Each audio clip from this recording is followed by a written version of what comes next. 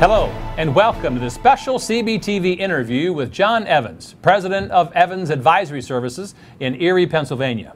John is a certified financial planner who, since 1993, has specialized in working with retirees and pre-retirees. In addition, he is a certified public accountant and a chartered retirement planning counselor. John, welcome to Checks and Balances TV. Well, thanks, Matt. Good to be here. Good to have you here.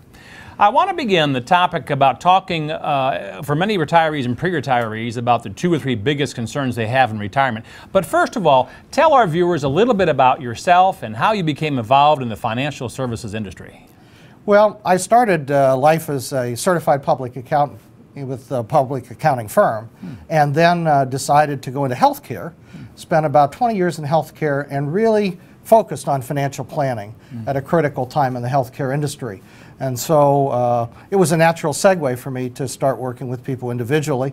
For the first 9 or 10 years, most of my clients were doctors, and then after that I broadened my practice from there. Okay, and that was in 1993? Correct. Very good. So you've been hard at it ever since. Yeah, I don't think of it as hard at it. I really enjoy what I do, and I enjoy the people I work with.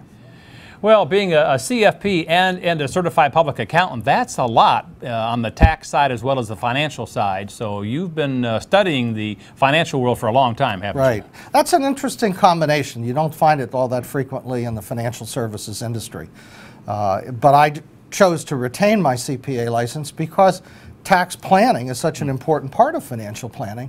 And so I continue to do all the continuing education that's required to maintain licensure in both areas. Yeah, I haven't met a client yet who wants to pay more taxes, so paying fewer taxes is always high on their list. Isn't that true? That's true, as long as we can do it legally. Yes, that's right, that's right. What's the old saying, the difference between tax avoidance and tax evasion is about 20 years? About 20 years, that's right. That's a good line. I use that frequently with my clients. Well, that's good for our viewers to know that as a certified financial planner, you can work with the whole array of investment products and vehicles out there, but you're also very well versed on the tax side, so those two must work very well for all your clients. Right. And both professions, both financial planning and public accounting, have the same background in terms of serving the client first and foremost, and always putting the client at the head of the pack. Yep. And that's not done a lot in financial services these days, so I'm very proud to carry forward 2 professions that both embody that same principle. Wonderful, to the benefit of the client. Now, you may have already answered the question, but let me have you expand on it. What would you say really separates you from other financial advisors in your area? I mean, consumers could go to any insurance agent, stockbroker, financial advisor, planner, whatever the title might be. So what kind of separates you from the competition, you might say, in Erie, Pennsylvania? Well, I look at 2 or 3 things. First of all, the fact that I'm independent, that I don't work for an insurance company or a brokerage firm or a bank. And people really understand that. They appreciate that now more than ever because there's so much negative publicity about those associated with some of those kinds of institutions and some of the things that have been done. So that's a key differentiation. You've already mentioned the credentials. It is a unique combination. And third is the client service. I really try and take client service to a new level in terms of the frequency of communication, meetings, emails, you name it. And that's a differentiating factor as well. Okay, so independent, and that is a very big thing because if you work for a bank or a brokerage firm, sometimes they have their own proprietary products they want pushed and sold to the client base, and that favors the institution, not necessarily the client. Correct. And so that's a very key thing. So yeah, that sounds like, and you talked about customer service as an easy thing to say, but clients really, I've heard the old saying that the sale really begins after the sale is made, and that's through service and keeping in touch and taking good care of clients. Well, I'd say as an example that the last few months in the stock market have been a pretty rough time. Right. And I've met with a lot of folks who were working with other people and hadn't heard from them, hadn't received any communication about their accounts. Whereas my clients were receiving communications weekly about what was going on and offering to make changes or suggestions for new approaches, etc. So I think that people really appreciate working with someone that they hear from. Yeah. In the good times, they probably don't care if you keep in touch, but in the hard times, the volatile times, they really want to hear from you. Right. And you said that you contact them on a weekly basis. Is that phone call, via email, or? Well, we use a combination of techniques. We use email extensively, but we back that up with written communications, newsletters, phone calls, and meetings. Wow. Lots of meetings. Wow, that's really keeping a good touch. Yeah. Well, let's now talk, John, about the 2 or 3 biggest challenges that boomers or retired Americans face in retirement today. What would you say the 2 or 3 biggest challenges are today? Well, certainly for those who haven't yet retired, saving enough money to be able to finance a fairly long-term retirement has got to be crucial. I mean, the statistics are just abysmal about how little people save for retirement because they're busy doing other things, spending money on other things, which are all worthwhile too.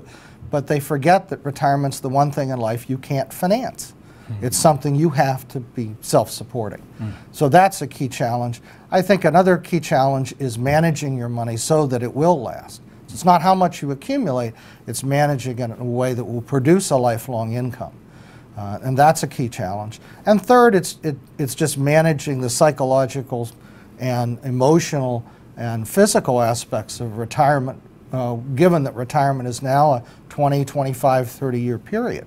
When retirement was 6 or 7 years long, you didn't have to worry about those issues. Right. Now people have to worry about them and manage them appropriately, and I help people in all those areas. Wonderful. Saving, management, and longevity is what it sounds like. That's it. And I love that saying. Did you make that up, that you can't finance retirement? I don't know whether I made it up, but I certainly use it a lot. Wow, you can't finance retirement. You can't take a loan out for retirement. That's it. It is true that most Americans are not saving nearly as much as they should, and not nearly as much as other countries are today. Right. And we are living a lot longer as a nation. I've heard the old fear of dying shortly after retirement has been replaced by the fear of outliving our assets. It's the #1 issue. It's the #1 issue on people's minds today is, will my money last as long as I do? Boy, that's when people place more of an emphasis on how long their money lives than how long they live, that says something. Well, yeah, it's unfortunate, but it's a real challenge, and it's a real opportunity, I would guess, for you to structure and help people to be able to rely on the fact that they can't outlive their assets. Right. Well, if you look at financial planning in a traditional sense, it was really geared toward asset accumulation. Most people didn't focus very much on income in retirement because between Social Security and traditional defined benefit pension plans and short retirement periods, people didn't need to do that. Right. We're in a new paradigm now, Yeah. and income planning for retirement throughout retirement is probably the #1 issue that I deal with in my practice, and I'll tell you, it's of great concern to people. Yeah. Well, let's talk about the 2 or 3 challenges that you mentioned, 3 of them. So how do you address or solve these challenges and potential financial pitfalls? You mentioned not saving enough for retirement, managing what you have well in good times and bad times, and number 3 was longevity, or making sure the money lasts. So what are maybe some ideas in any of those areas you might want to talk about? Well, in terms of saving for retirement, it's getting people to understand what the law permits people to save. What are the limits for IRAs, for Roth IRAs, for 401k plans, 403b plans, etc. Many people don't understand how much you can save on a tax preferred basis. So first of all is just getting people to understand what it's possible to do and helping them to tailor a savings plan that works for them.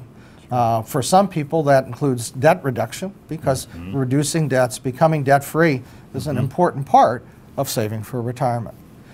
For those that are already retired, the key is managing their funds, trying to limit what their market risk is, to anticipate the fact that the markets do go up and down, and that's not as nearly as troubling to the 45-year-old as it is to the 65-year-old.